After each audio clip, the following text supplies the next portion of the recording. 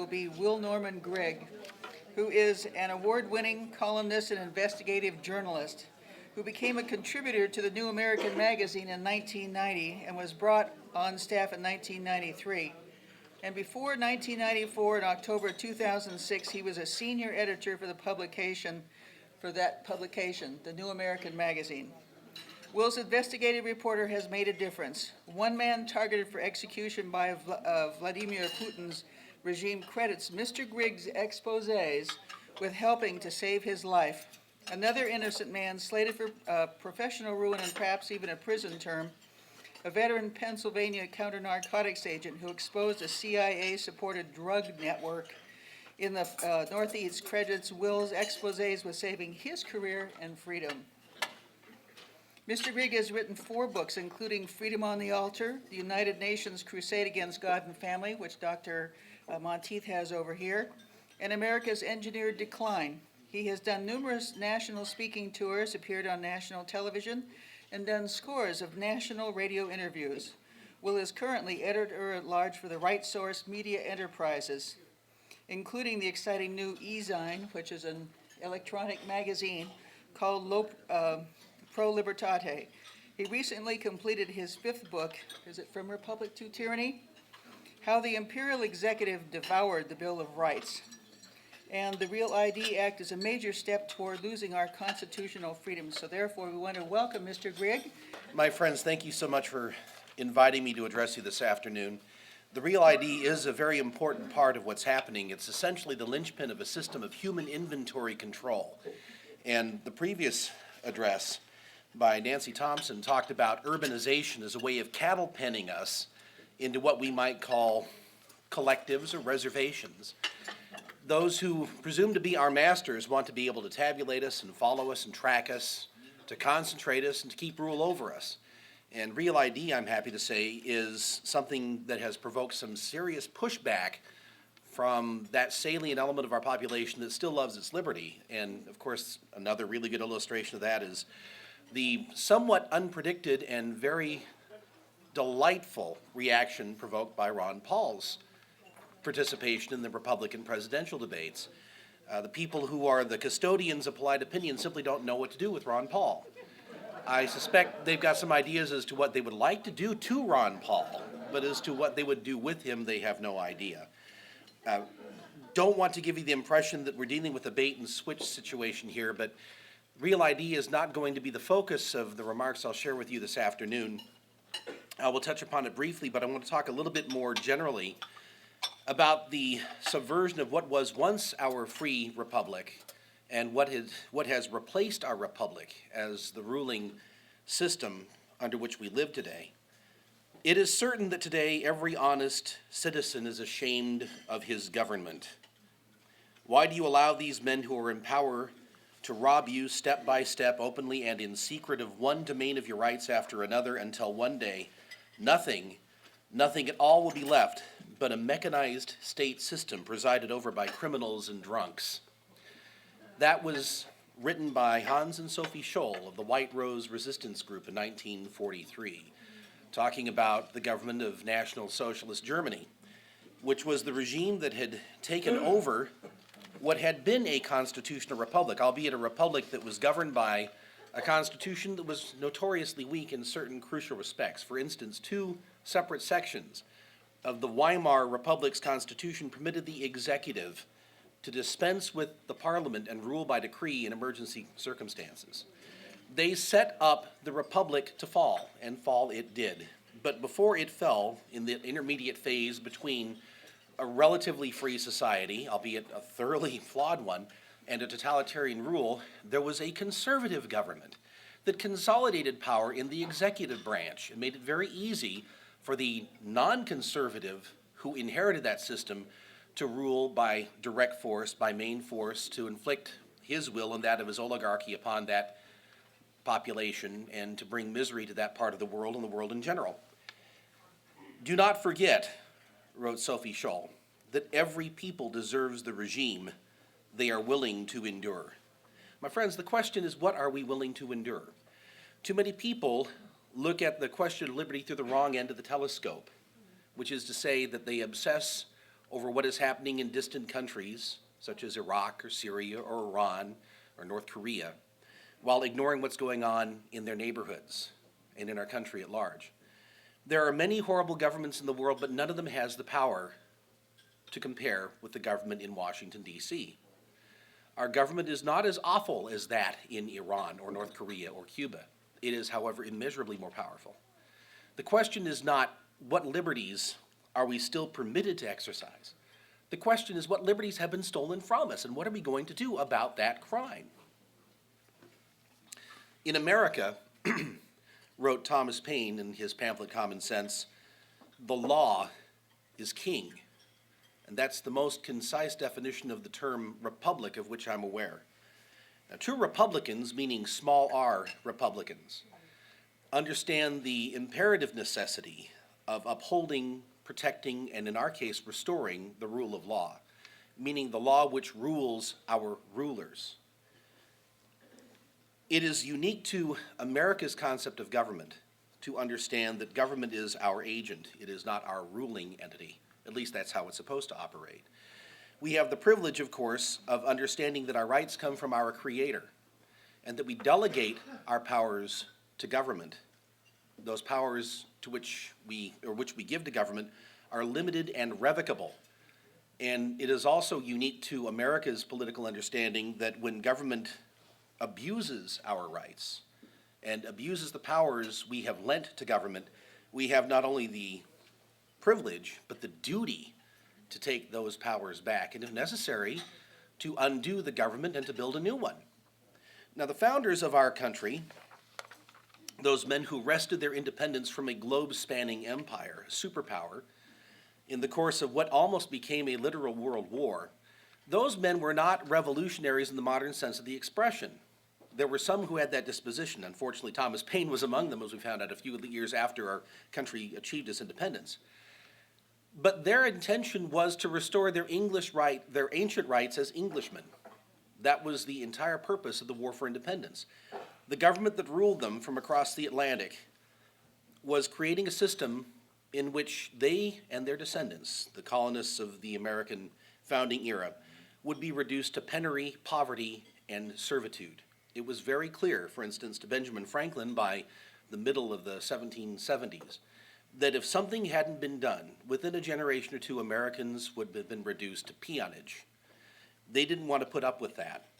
And the interesting thing is that at the time that the shots were fired in April of 1777, most of the obnoxious impositions by Great Britain that had rallied a lot of public support, most of those measures had been repealed, while Parliament retained in principle the right to reimpose those measures when it saw fit to do so.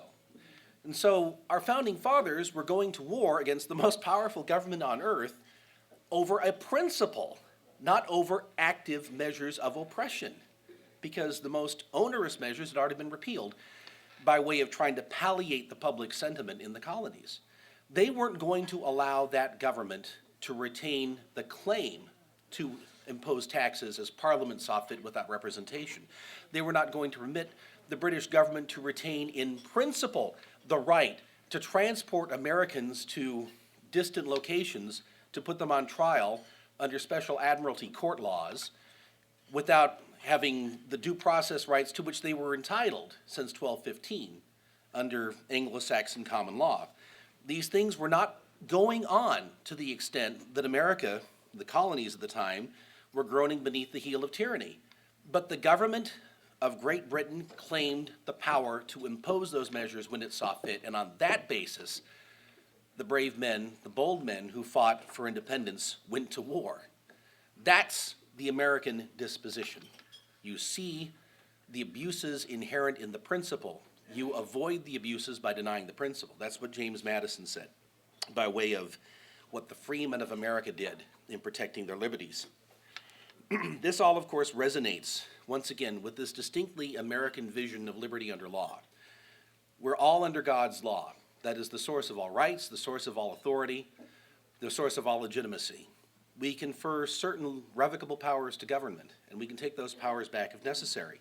Power is the most problematic thing in human history. There has been no more destructive entity of which we have record than human government. It stands to reason because, of course, we're talking about people who are subject to all that the flesh is heir to. We're all fallen, sinful creatures. There's nothing about the exercise of government power that purifies the person who exercises it. The Americans understood that, the founding fathers of our country. When you have that power coalesce in the hands of people who are flawed and sinful, when you accumulate that power in the hands of a ruling elite, it becomes the most destructive thing we have record of. No natural disaster, no plague has ever killed a significant percentage of the number of people who've been killed by government. 170 million people in the 20th century alone were killed by their own governments in time of supposed peace. Dr. Monteith made reference to Nimrod and the creation of the Babylonian regime, which is the grand template of every human government, quite frankly. The aspirations of the Babylonians, those who built the Tower of Babel, was to build a regime that would emancipate themselves from the rule of God's law. The idea of creating a government in direct rebellion against God's law, to deny their necessary subordination to God's law. That's the rule of all human governments, or rather, the ruling aspiration of all human governments. One of the best and most suitable summations of that was provided by Vladimir Lenin, the founder of the Soviet dictatorship and the most influential political figure of the modern era. His rule of government, his definition of government was power without limit, resting directly on force. That is the operational principle of every government in existence today, our own most emphatically included. Hans and Sophie Scholl said that every German who was honest would be ashamed of the government that ruled him in the 1940s. Unfortunately, as somebody who loves our country more than breath or sight, I have to say that any honest American would have to say the same thing about the regime that rules us today. When you understand the principles to which we are heir, when you understand that which has been stolen from us, and that which we should have as a result of our birthright, and when we reflect that we are guilty of complicity in allowing this to happen, we should be ashamed. As much as we have been blessed, we should be at least that much ashamed. And unfortunately, I'm going to give you some more reasons to be ashamed this afternoon before hopefully providing you with some reasons for optimism. My wife likes to say that one of my favorite expressions is, I am not optimistic. Although I generally say it with a smile. I'm not optimistic. Some of you are no doubt aware of the case of a young man by the name of Derek J. Hale. Mr. Hale was born in Cape Girardeau, Florida, which has the dubious distinction of being the birthplace and hometown of Rush Limbaugh. One of Derek Hale's childhood friends, Missouri, thank you, Cape Girardeau, Missouri. I'm glad you showed that to me, as it were. One of Derek Hale's childhood friends and patrons is a childhood friend of Rush Limbaugh's. And like many people in our society today, Derek Hale comes from a broken home, a broken and troubled home, and he managed to surmount that liability and become a young man of some distinction.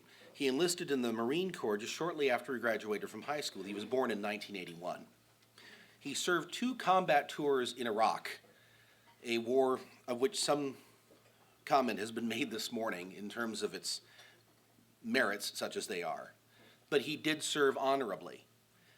He was subject to a medical discharge in January of 2006. Just a couple of months before he was discharged from the Marine Corps, Derek Hale married a delightful young single mother by the name of Elaine. He inherited 2 children, a son and a daughter. For reasons that I cannot understand, but which reside most likely in the realm of Derek's appetite for adventure and camaraderie, he decided to join a motorcycle club. Now that sounds innocuous enough until you recognize that the club he joined was called the Pagans. The Pagans are of the same nature as the Hells Angels or the Mongols or some of these other outlaw biker gangs. When I was a semi-professional musician, I had more than a few occasions to run into and make the acquaintance of members of outlaw motorcycle gangs. They're a mixed bag, so to speak. Some of them are quite personable and they will do anything to help you if you're in trouble. Others are involved in activities that are at the fringes of criminal activity or within the criminal realm outright. Derek Hale had no criminal record. He had a distinguished combat record. He was somebody who had been known to all and sundry as a young man of some promise and ability. He wanted to be part of a biker club. It has been said that if you lie down with dogs, you'll wake up with fleas, and that, of course, might be true in the case of Derek Hale. In any case, last November, he traveled from his home in Manassas, Virginia, to Wilmington, Delaware, as part of a run to benefit the Toys for Tots organization, which is, of course, an enterprise with which the Marines have a great deal to do. They were raising money for the Toys for Tots program in the state of Delaware. And Derek had a friend who lived in a rather rundown and disreputable part of Wilmington who was divorcing his wife. And so Derek volunteered to go and house sit in this seedy part of town on the part of his friend and their family. And on November 6th of last year, he was helping the family move. The divorce was underway and personal effects were being divided up, when two police vehicles screeched to a halt in front of this home. Derek was seated on a very small porch, perhaps twice the size of the lectern I am speaking from this afternoon. He was seated on the front porch with his hands in the pockets of a hooded sweatshirt. His friend's wife was standing behind him, as were the two children. The two police vehicles disgorged a total of 12 black-clad police officers. Now, I should say at this point that Derek Hale had been under surveillance for a number of days. He was the subject of something called a roving wiretap. You may have heard that expression. Roving wiretaps became very commonplace after the 1995 omnibus counterterrorism bill that was passed in the wake of the Oklahoma City bombing.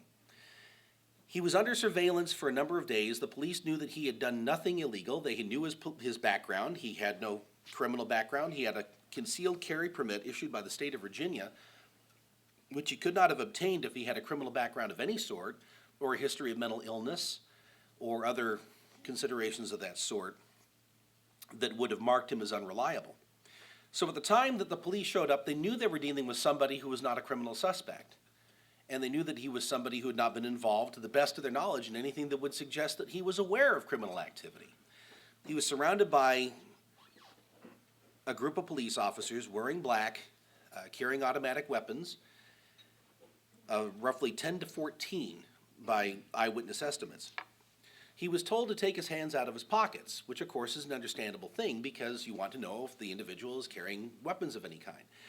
Before he could comply with this order, he was hit with a taser blast within a split second. Now, what happens when somebody is hit with a taser blast? He's paralyzed. And so, of course, he could remove his hands from his pockets. Within the space of 73 seconds, Derek was hit with a total of 7 50,000-volt taser blasts. I don't know at what point he did so, but at one point, he was thrown over on his side with his hands still in his pockets, and he began to vomit into a flower bed by the side of the steps. Bear in mind that while this is going on, he was within easy reach of any of the police officers who could have reached up onto the porch and physically taken him into custody, slapped the handcuffs on him, or conducted a search to see if he was carrying a weapon. And there were, once again, 10 to 14 of these individuals. As he was vomiting into the flower bed, his friend's wife and children were screaming in horror behind him, and a group of eyewitnesses had gathered, one of whom yelled at the police, "That's overkill, stop it. Obviously, he's trying to comply." At that point, one of the police officers peeled off and confronted that eyewitness, saying, "I will blanking show you overkill," and got him to back off. While this is going on, Derek is saying, "I'm trying to comply.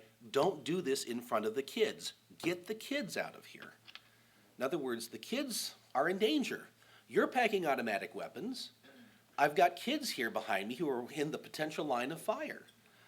At some point, after the 7th taser blast, and there were 2 of these officers who were armed with tasers, Lieutenant William Brown of the Wilmington Police Department walked a distance of 5 or 6 feet, no more, away from Derek J. Hale, a man who just celebrated his first wedding anniversary, and shot him 3 times in the chest with a .40 caliber weapon. He did this in spite of the fact that Derek was trying to comply with the order to get the hands out of his pockets. He did this in spite of the fact that all the eyewitnesses had attested to the fact that Derek was trying to comply, and in spite of the fact that there were children in the line of fire. Now, why did this happen? According to Sergeant Stephen Elliott of the Wilmington Police Department, this was done because Officer Brown, quote, feared for the safety of his fellow officers and believed that the subject was in a position to pose an imminent threat. The position he was in, recall, was vomiting into a flower bed, helpless on the ground, lying in a pool of his own vomit, urgently trying to comply with orders that he couldn't comply with because he had been hit with 7 taser blasts, 50,000-volt taser blasts. The part of the story that I find to be even more sadistic is that after this was done, elements of the Wilmington Police Department and the state police in Delaware contacted the state police in Virginia, and they falsely reported that Derek Hale was the subject of a narcotics investigation, that there was a warrant out for his arrest. There was no such warrant out for his arrest, but on the basis of this false report, the police in Virginia filed an affidavit claiming that Derek Hale was a suspect in a narcotics investigation so that they could get a warrant to search his home back in Manassas. So while his now widowed wife and 2 traumatized stepchildren were absorbing the horror of the fact that their father had just been gunned down in cold blood, the police are searching their home as part of a cover story to justify the shooting of this innocent Marine veteran. It wasn't until a matter of weeks later that the Delaware State Police grudgingly admitted that no, Derek Hale was never a suspect. He was a person of interest because there were members of the motorcycle club who were being investigated for drug trafficking. He was not one of them. He was a person of interest, which means that he was somebody who was, in a legal sense, not subject to arrest. Perhaps somebody could be sought for questioning, but if you're going to question somebody, generally speaking, you don't surround him with 10 to 14 black-clad, combat-clad, special operations police officers, and then hit him with 7 taser blasts. And you certainly don't gun him down from a distance of 5 or 6 feet. It was reported that Derek had in his possession a small switchblade knife. Derek's stepbrother Jason said he's never owned a switchblade knife. He had a Swiss Army knife that he carried with him quite a bit, but I've never known that he owned a switchblade, which of course provokes the suspicion that somebody had left a switchblade there to provide a pretext for saying that they were dealing with an armed suspect. But once again, he wasn't a suspect of any sort. Just last week, actually about a week ago, the Attorney General of the state of Delaware, a fellow by the name of Beau Biden, yes, as in that Biden, as in Joseph Biden, who is defending the police officers involved in this incident from a lawsuit filed on behalf of Elaine, that is Derek's widow, and also the family and the state of Derek Hale. He's defending the police officers. He's also conducting the official inquiry into the conduct of the police officers, which by any reckoning is a clear conflict of interest. He resolved that conflict about a week ago by saying that the decision to shoot Derek Hale was justified. According to the official report, Derek responded to the first taser blast by standing up in a threatening manner and tearing the barbs out of his chest, which of course makes no sense for a couple of reasons, not the least of which is the fact that you have between 5 and 7 sworn testimonies from eyewitnesses claiming that he was thrown to the ground and then to his side, and that he never stood up. He was too busy, of course, once again, throwing up and convulsing in pain as he was hit with these repeated taser blasts. Nonetheless, the report claims that Derek, quote, appeared defiant and menacing while jumping to his feet in a hostile manner in front of one of the officers who had now an empty taser gun. This menacing behavior left the officer with the taser so frightened that he began an evasive move, according to the official report.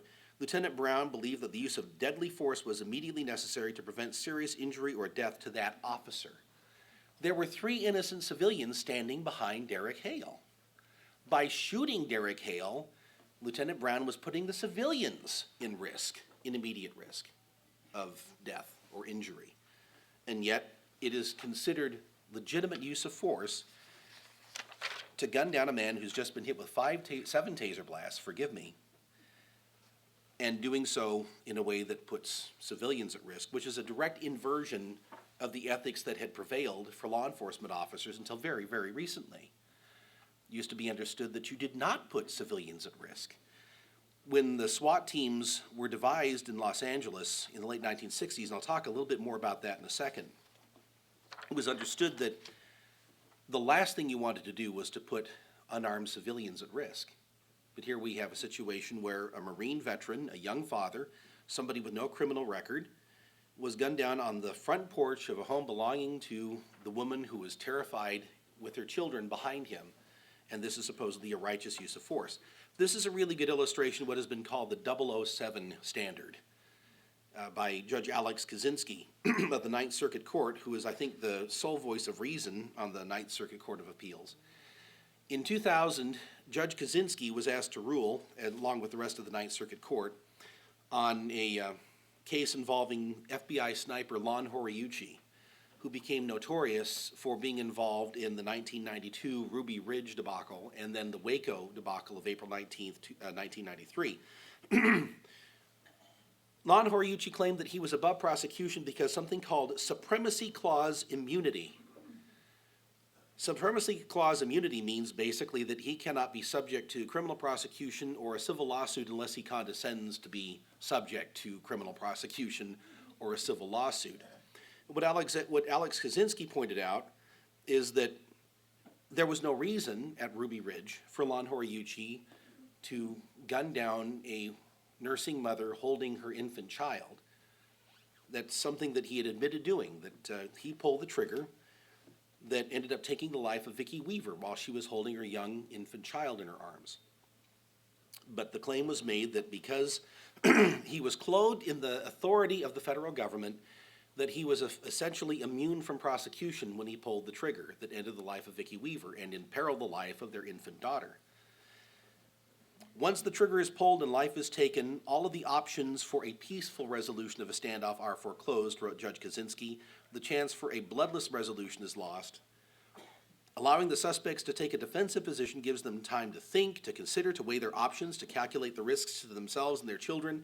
It can lead to a peaceful surrender, as it did 8 days later. That's a part of the story that we're not reminded of. That eventually the standoff at Ruby Ridge was peacefully resolved. And it turned out that Randy Weaver was found innocent of the most serious charges against him. It is therefore immensely troubling that the majority today in the Ninth Circuit Court of Appeals, and bear in mind that is a liberal appellate court supposedly, for the first time anywhere that law enforcement agents may kill someone simply to keep him from taking up a defensive position. This has never been the law in this circuit or anywhere else I'm aware of except in James Bond movies. Hence 007 standard, the license to kill.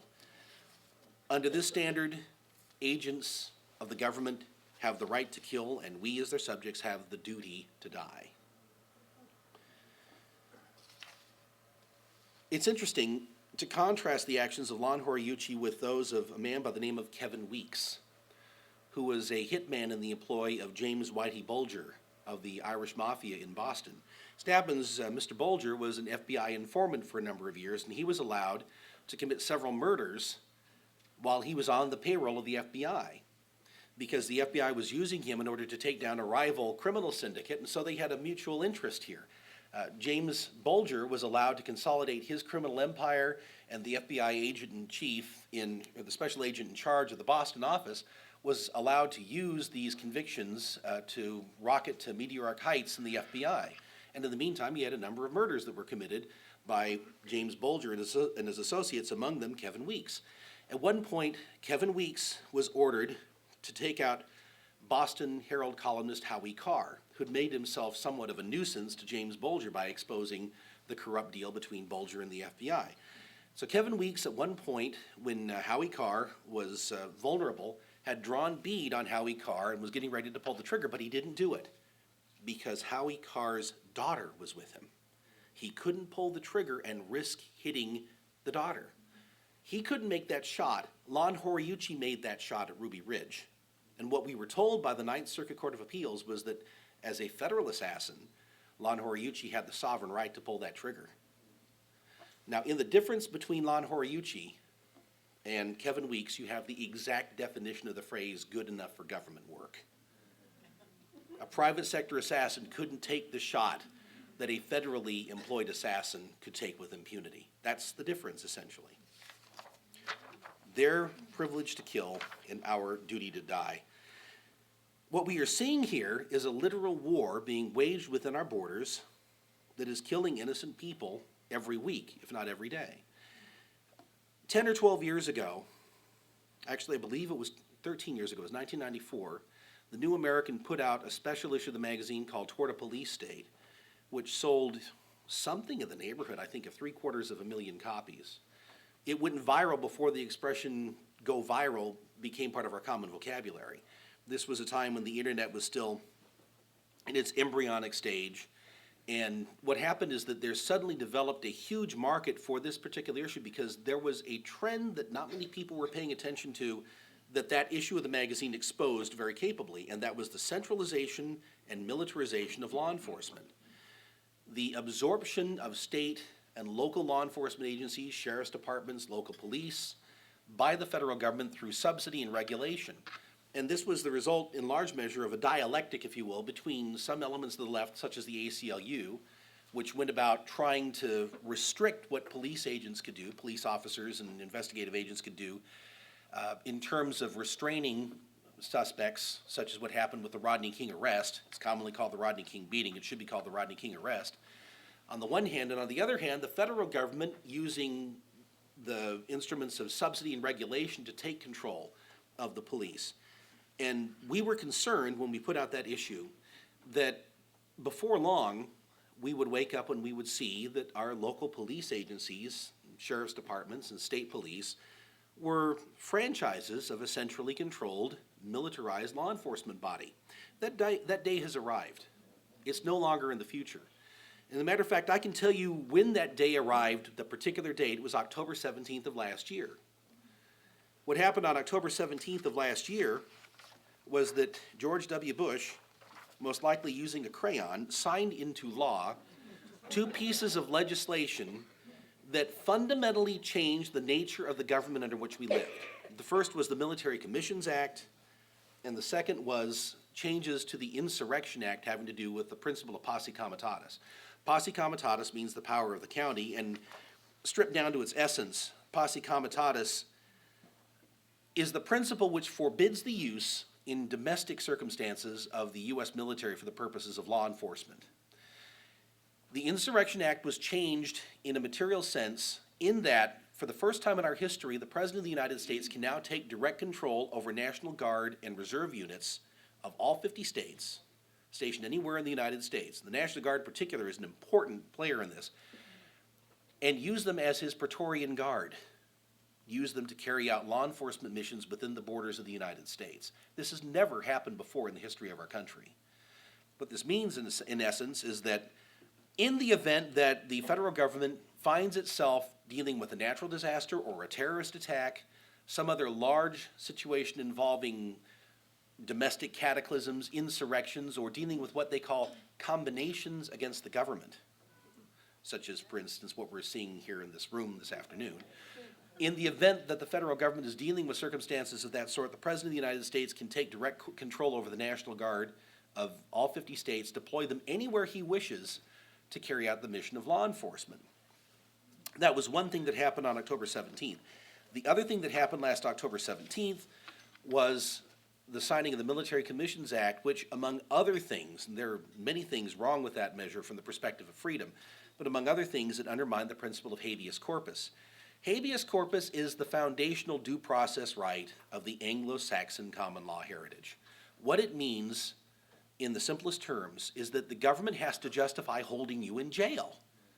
If you're taken into the custody of the government within a specific and very limited period of time, you have to be brought before a judge, and that judge has to be persuaded that there is a good reason to keep you in jail. This was done, of course, at Runnymede, when the barons required King John to sign the Great Writ as a way of preventing the king from imprisoning his critics in perpetuity.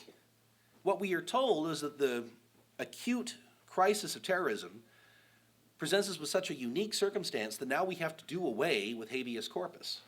And of course, many people assume that that's perfectly all right because we're only dealing with foreigners who are suspected of terrorism. The problem here, as Thomas Jefferson pointed out, is that the great writ of habeas corpus applies to everyone over whom our government claims jurisdiction. It doesn't matter whether or not the United States citizens. The issue is what the government is permitted to do, not against whom the government does it. And if you allow the government to start carving out exceptions to habeas corpus, eventually you'll find that all of us fall under the category of potential unlawful combatants. That has been done in this country. That happened during the period of Reconstruction. That happened during the war between the states. When Abraham Lincoln, acting on his own supposed authority, suspended habeas corpus on the assumption that, well, Congress is the entity that the Constitution says can do it in cases of insurrection or invasion. They're not in session right now. If they were in session, they would have done it anyway. So we'll just assume that they were in session, they did it anyway, and I'll suspend habeas corpus, thereby allowing him to imprison, among other things, hundreds of newspaper editors, critics of various aspects of the war policy, and so forth. So it has been done in this country. And we don't have time to go into this particular subject, but it's a rather fertile field of investigation to look into the treatment of American Indians with respect to habeas corpus. American Indians didn't have the right of person, they didn't have the status of person for purposes of law under the laws of the 19th century system in our country until about, if I remember correctly, 1869. They weren't recognized as persons for purposes of the law. And habeas corpus was routinely denied for American Indians who, for one reason or another, saw themselves being designated unlawful combatants during the wars that were waged to consolidate power in the Midwestern United States. Like I said, that's a big and very fertile field of inquiry, but we don't have time to get into that this afternoon. Suffice it to say that if habeas corpus is undermined, we have no rights. Now, presumably, we could exercise our right to keep and bear arms to take back the rights that are protected by habeas corpus and the other principles that emanate from it. The problem is if you start talking that way, you're likely to be seen as an unlawful combatant and have your habeas corpus rights denied, and you'll end up in detention. The militarization and federal control over law enforcement is a matter of such transcendent importance that my forthcoming book has no fewer than 3 chapters devoted to that subject, talking about, for instance, the promiscuous use of SWAT teams and tactical teams to carry out routine nonviolent law enforcement missions. Daryl Gates, some of you might know, was the founder of the first SWAT team in the late 1960s, and it was baptized in the conflict with the Black Panther militia. During the course of this long standoff with the Black Panther militia, it was necessary for Gates and the police chief and other officials from the LAPD to contact the White House to get permission to use a single grenade launcher. Because the SWAT team at the time was so badly outgunned, they believed that they had to get a grenade launcher in order to obtain a tactical advantage over the Black Panthers. They eventually did so at the end of the day after a number of very long and very anxious phone calls. And as Daryl Gates points out in his memoir, they were very scared, not over the conflict, but over the precedent they were setting by asking for permission to get this single grenade launcher from Camp Pendleton. They knew that they were coming up, brushing up against, or maybe crossing over a boundary that was very, very important, the boundary separating law enforcement from the military. One grenade launcher, and it wasn't used because the Black Panther militia came to, I guess, what would pass for their senses and surrendered to the police before the grenade launcher was used. In 1995, once again, 1995 is a critical year here with respect to counterterrorism and the militarization of the police. The Pentagon's Defense Logistic Agency opened up the Law Enforcement Support Office, or LESO, L-E-S-O, which started to make huge amounts of military hardware of every variety available to local law enforcement agencies. Now, through the LESO program, you get all kinds of surplus war material simply by asking for it. You put in a request, you can go to their website, they have a secure part of the website, put in a request for an armored personnel carrier, for M16 rifles, for an attack helicopter, for a boat. And chances are, if you can make a case statement justifying it, and it's very easy to do so, you will be able to get what you're asked for. No matter how exotic, no matter how gratuitous, you can get just about anything you ask for. If you're a small sheriff's department in rural Idaho, chances are you can qualify to get an armored personnel carrier. As a matter of fact, the sheriff's department in Caldwell, Idaho, which is a town of about 24,000 people, has an armored personnel carrier. It's become very common now to see very small law enforcement agencies that deal with very little violent crime gearing up as if they were expecting to deal with an armored column in their city. When I was in Neenah, Wisconsin in 1999, there was a small news item about the Neenah Police Department, Neenah being a town of about 24,000, receiving an armored personnel carrier. I called up the sheriff's department and asked, why are you getting an armored personnel carrier? They said, well, because it's there and we can get it for the asking. They had had one armed standoff several years earlier that had ended when they were able to use a steam shovel as an armored personnel carrier. They just showed up behind the blade of the steam shovel and took out the sniper. Very easy to do. And on the basis of this one incident in the history of the city, they were able to get an armored personnel carrier for any use that they saw fit to apply it. Lesso has gone so far as to make a promotional video available called Lesso Get With the Program. And it consists of testimonials from sheriff's departments and police chiefs and other officials describing how easy it is to get anything your heart desires from the Pentagon. The really dangerous part about this program, apart from the fact that the police should not be gearing up to act as an army of occupation, is the fact that all the police departments that participate in the Law Enforcement Support Organization program are considered agencies of the Department of Defense. It's really an interesting proposition. That is, if you will, the inscription that is written on them. They are now property of the Department of Defense. If you receive so much as a particle of federal aid from the Department of Defense or from the Department of Homeland Security, which is also very generous in doling out all kinds of exotic weaponry to state and local affiliates of the federal government now, if you acquire any material aid from the federal government, you are considered an affiliate of the federal government by the Bush administration. How do we know this? Well, that is the claim they made in the case of Josh Wolf. Some of you might be acquainted with Mr. Wolf. He's a young man of vaguely leftish political inclination who's an independent video blogger, or vlogger, to use the rather indecorous expression. In 2005 in San Francisco, there was a riot that took place during a protest involving a trade conference. And Josh Wolf was there with his camcorder, and while he was taking footage of the riot, there was an episode involving a group of protesters putting on face masks and then setting on fire a San Francisco Police Department vehicle, which of course is a crime, a very serious one involving a threat to life and limb. However, the federal government claimed that that police vehicle, which was owned by the San Francisco Police Department, was federal property. Why was it federal property? Because the San Francisco Police Department received some aid from the Department of Homeland Security. It didn't receive that aid to buy that police vehicle, but because the aid is fungible, it was considered to make everything that that police department owned property of the federal government for the purposes of prosecuting Josh Wolf. So the Bush administration is now on record, and the settlement in Josh Wolf's case has ratified the proposition that if you get so much as a dime of federal aid as a police agency, you are now property of the federal government. And if you get it through the Law Enforcement Support Organization, or LESO, you're specifically considered an agency or a sub-agency of the Department of Defense. Now, this is a principle that goes back to the 1942 Supreme Court case Wickard versus Filburn, which said, to put it simply once again, that which the federal government subsidizes, it controls.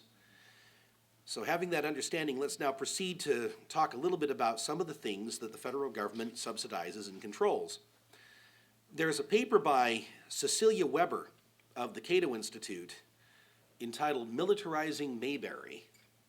And of course, most of you would remember Mayberry, where you had a two-man sheriff's department covering that county, and Barney Fife was equipped with one bullet.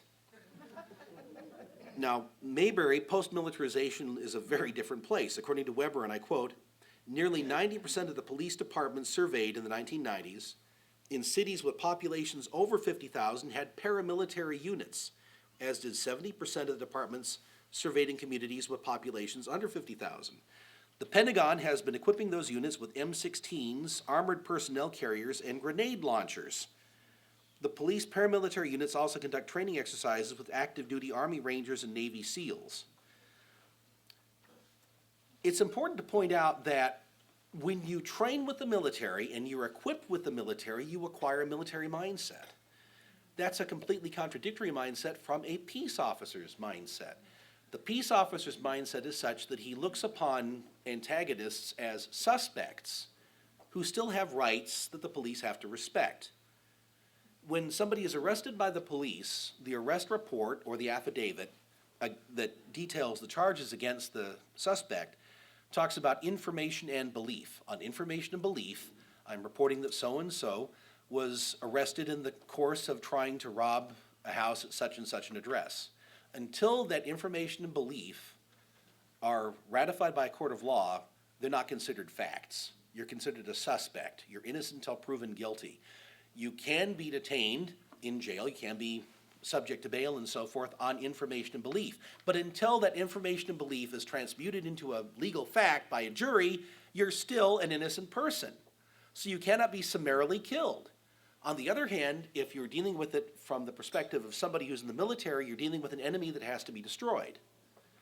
You cannot commingle those mindsets. They're mutually incompatible. And so when you have police officers and police tactical officers, particularly training with the military, they're going to acquire a military mindset. They're going to start talking about shock and awe. That's the paradigm shift that we are seeing now from to protect and serve to shock and awe. And it's a result of this process that we're describing right now. Radley Balco of Reason Magazine has done a wonderful job studying the promiscuous use of law enforcement tactical and SWAT teams in his report, Overkill, the Rise of Paramilitary Police Raids in America. This is what he has to say. The use of hyper-militarized, heavy-armed police units to carry out routine search warrants has become increasingly common since the 1980s. These raids have a very small margin for error. A wrong address, bad timing, or bad information can, and frequently does, bring tragedy. The information giving rise to these raids is typically collected from confidential informants. That's an important consideration. A confidential informant is somebody who often has an incentive to lie and has every reason to lie in trying to set up some kind of a deal exonerating himself at the expense of the person who's the subject of a raid.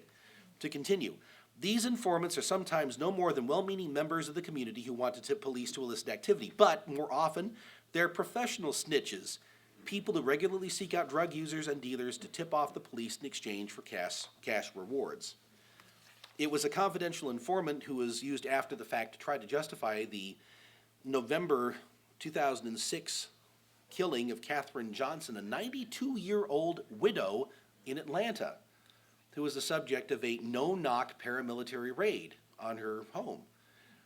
She was hit with 39 gunshots because living in a bad part of Atlanta, she heard somebody pulling the burglar bars off of her front door. And so she went and got this old, rusty revolver and with tremulous hands held it up as 3 police officers barged into her home and treated her to a lethal fusillade of lead. After that happened, the police went out to their car and obtained several small bags of marijuana and planted them in the basement of her home. Then they called their confidential informant and tried to get him to corroborate their story after the fact to justify the raid. The 3 police officers who were involved in this incident are now facing criminal charges. 2 of them have pleaded guilty to manslaughter and conspiracy. The 3rd is going to trial. All of this was part of a federal counter-narcotics program funded through a Byrne grant provided by the Justice Department. The Byrne, B-Y-R-N-E grant program is used to create a lot of these paramilitary units that are used supposedly to fight the war on drugs, but in fact they're being used to militarize law enforcement and to infuse it with this mindset of shock and awe. The really interesting postscript to the Katherine Johnson story is that a week earlier there was another 82-year-old widow in the same neighborhood who was very nearly killed. And the man leading this police strike team fortunately had the composure and presence of mind not to allow the gunshots to be fired. And he went back to his superior at that same police department and said, we have to stop this because if we don't, somebody's going to die. And a week later, of course, this 92-year-old widow died.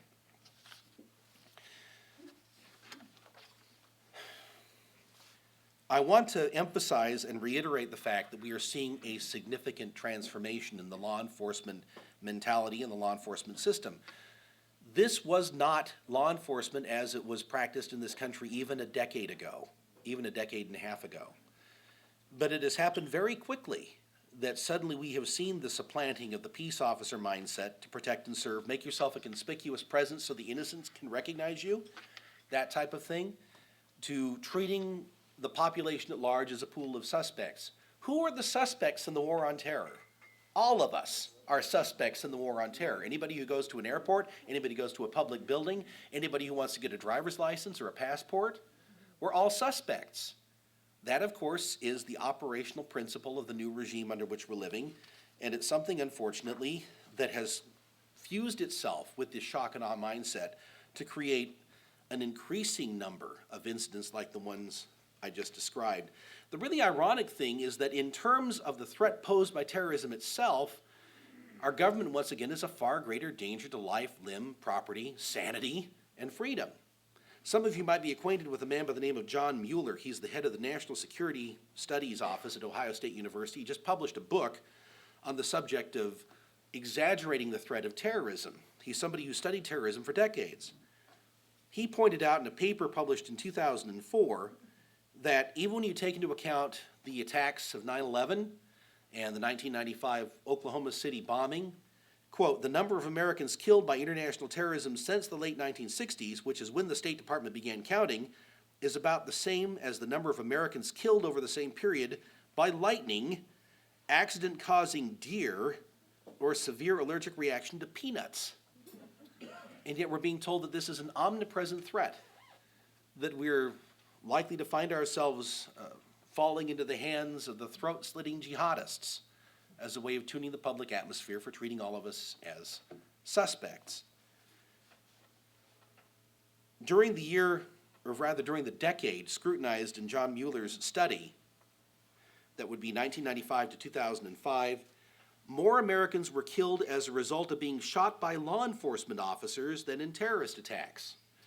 There were 3,949 who were killed in encounters with law enforcement, and 3,147 who were killed in terrorist attacks. Now, many, perhaps most, of those killed by law enforcement were criminal suspects. But the point remains that in terms of relative lethality, our own government remains a bigger threat than terrorism. And especially if you understand that our government engenders terrorism, and it often arms and equips terrorists and provides them with money and the means to attack us. Witness what just happened at the Fort Dix terrorist cabal of a couple of weeks ago. We were dealing with 3 Albanians who are part of an Albanian community settled in that area, Fort Dix around New Jersey, during the 1999 terror bombing of Yugoslavia by NATO. That terror bombing was meant to install in Kosovo elements of the Kosovo Liberation Army. The Kosovo Liberation Army, as it happens, is an ally of Osama bin Laden. It's part of the Al-Qaeda network. Its political ancestry is fascist on one side and Nazi on the other. I don't know how a mixed marriage like that could endure, but it did. And it produced this mutant offspring called the KLA. The Fort Dix terrorist cabal, as it happens, was a group of Muslim malcontents who weren't particularly menacing to anybody until the FBI planted an informant in its midst who was a retired Egyptian army officer who put them in touch with people who could arm them and equip them and give them training. This is a really good example of what I call the rent-a-cabal false flag operations at which our government excels. Unfortunately, there are plenty of people out there who are actually competent terrorists and who are people who intend to do us harm, and we'll be hearing from those folks pretty soon, I think, as soon as it's considered necessary to revive our war fever and redirect it at a target like Iran, perhaps, or Syria. One last observation I would like to make here before wrapping up with something that I hope will be a little bit more encouraging than what we've shared so far. A couple of weeks ago in the Wall Street Journal, there was an essay written by Dr. Harvey C. Mansfield talking about the need for one-man rule in our country. What he said was that there are two contending theories of government. One of them is the rule of law. There's no particular use for this rule of law idea, he said. The other is the need for one-man rule exercised by somebody who has some numinous gift of foretelling those things that are going to occur and to protect us from all hazards that might befall us. The rule of law, he said, is inferior to the living intelligence of a wise man on the spot. Presumably he was talking about George W. Bush. A strong executive, wrote Dr. Mansfield, is requisite to oppose minority faction produced by temporary delusions in the people. For the Federalist, a strong executive must exercise his strength especially against the people, not showing them servile pliancy. Responsibility is not mere responsiveness to the people. It means doing what the people would want done if they were apprised of the circumstances. How many times have we heard somebody say that we have to support our commander-in-chief as if all of us were part of the military? Unless you're in the military, you don't have a commander-in-chief. If you're an American citizen, there's a guy who heads one branch of one of the governments in our country. Unless we're members of the armed services and those armed services have been mobilized by Congress, we don't have a commander-in-chief. But how many times has somebody said, you have to support our commander-in-chief because he knows more than we do? That's the same conceit that Harvey Mansfield was retailing in the Wall Street Journal. He continued, civil liberties are for majorities as well as minorities, and no one should be considered to have rights against society, whose exercise would bring society to ruin. The usual danger in a republic is tyranny of the majority, but in time of war, the greater danger may be to the majority from a minority, and the government will be a greater friend than enemy to liberty. Vigilant citizens must be able to adjust their view of the source of danger and change front if necessary. Civil liberties belong to all, not only to the less powerful or the less esteemed, and the true balance of liberty and security cannot be taken as given without regard to the threat. What he's saying, in so many words, is that our rights consist of that which the government sees fit to condescend to recognize, and that when government proclaims that we're in a state of war, our duty is simply to grant to the government plenary power over everything that we do.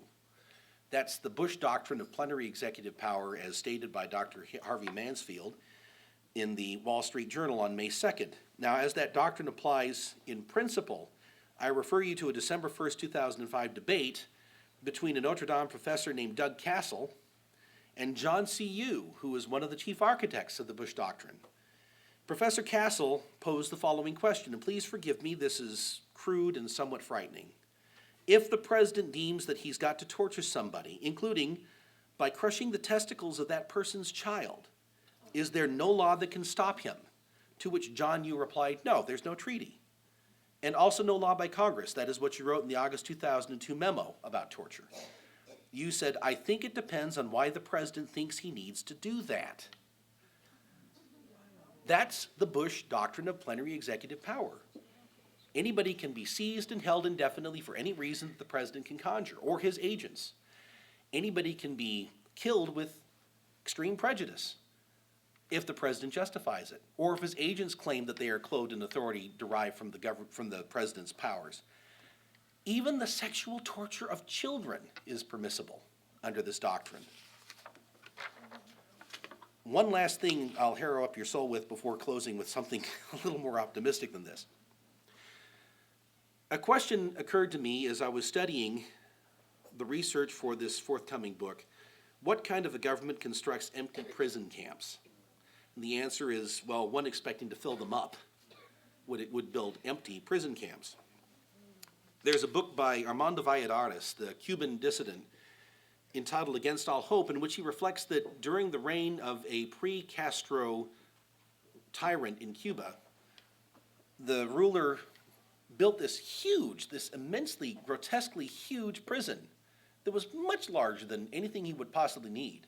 And he was asked, well, why are you doing this? Obviously you don't have enough prisoners to fill this detention facility. And the ruler said, don't worry, somebody will come along who'll fill them up. Well, that somebody was Fidel Castro. Even if you happen to believe that George W. Bush is Chaucer's fair and perfect knight, you've got to realize that he's not going to be in power forever. Now, if he is, we're in bigger trouble than even I am saying.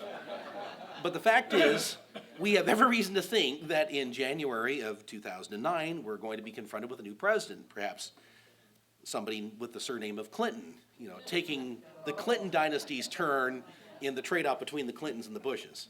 In any case, somebody's going to come along who's going to make use of the detention facilities that are being built by the Halliburton Corporation now for the putative purpose of detaining illegal immigrants. And the reason why I say that is because back in, I believe, the mid-1990s, Bill Clinton commissioned Halliburton to build detention facilities at Guantanamo Bay, Cuba, for the purpose of detaining illegal immigrants.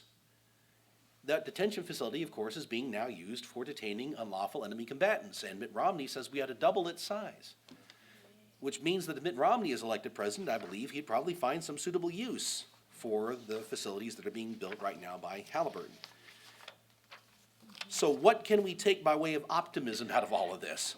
Well, the first thing that we can do, I believe, is recognize that what we're being told through the organs and instruments of mass opinion is at severe disjunction with reality as we experience it.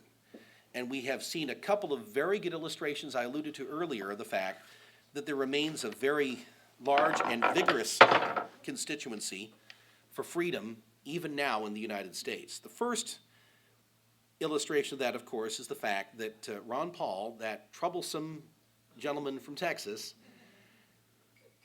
has crossover appeal. He's a transpartisan figure. When you have Joy Behar on The View saying that he got it exactly right, the audience applauds, something's going on in this country. I think it's remarkable to see the fact that the entire Republican, meaning the large R, establishmentarian Republican apparatus, once again, is palsied with terror at the prospect of dealing with Ron Paul and what he represents. Does this mean he's going to win? I don't know. Miracles have happened. But more importantly, he's illustrating that there remains a vivid and vigorous freedom movement in this country, and it's been looking for some way to make itself known. It made itself known over the last week or so. That's a glorious thing. It's something I certainly didn't expect because, as I said, my favorite expression is I'm not optimistic. The second thing that's happened that I find very worthwhile and very encouraging is the pushback against Real ID.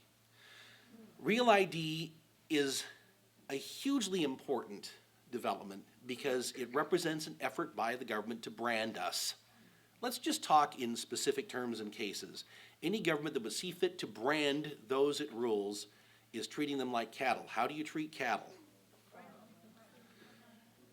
Those states that refuse to be part of the Real ID program, according to the Department of Homeland Security, are going to find themselves in a lot of trouble because when the program goes into effect in May of next year, if you don't have a federally approved biometric ID, you will not be permitted to board an airplane. Chances are you would not be permitted to drive across a jurisdiction in a state that has a Real ID compatible driver's licenses. If you are stopped for speeding and you have a driver's license from the state of Montana, for instance, that is not Real ID compatible, chances are you'd be accused of driving without a valid driver's license. They're talking about creating a prison mechanism here. What's the defining aspect of a prison? You can't leave. You're put in prison if you don't have freedom of movement. What they're doing is they're trying to put up impediments prohibiting you from exercising your freedom of movement. People have understood this. From Vermont to Montana. Now that is not just a huge geographic distance, that's a huge ideological distance. We have to start thinking in transpartisan terms. That's an expression I learned about a year ago, and it's, I think, a perfectly suitable one to describe what we need right now. The issue is not left or right as conventionally understood. Okay, there is a left, there is a right. There are people on the left who want to centralize power, there are people on the right who want to decentralize power, make freedom the paramount issue. But in conventional terms, those brand names mean nothing because they're essentially, as I believe Ed Griffin pointed out this morning, they're basically interchangeable brand names for the same product. You're talking about retail outlets for the same wholesale political establishment, and people want a second choice. They're not saying that we need a third party, they're saying we need a second party. Right. And what's happening right now... What's happening right now, I believe, is that people have caught a really powerful whiff of what's cooking in Washington. They say that resembles the aroma that came out of Berlin in 1934. We don't want any of what's cooking there. I think what we have to do is we have to start looking beyond our familiar comfort zones and our familiar cohorts, finding people who are freedom obsessed and working with them.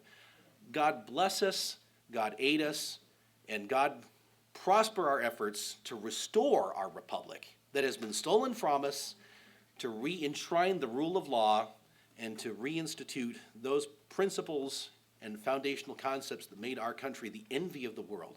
Thank you so much. May God bless our country.